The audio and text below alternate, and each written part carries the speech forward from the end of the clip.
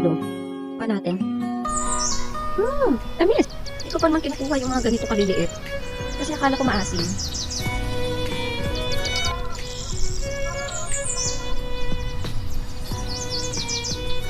Yung pa ako isa nakita. And ito mukhang maasim to kasi matigas.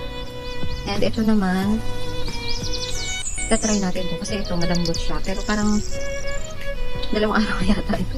Napaglipasan na ng panahon. Ito maasim. Sobrang asim.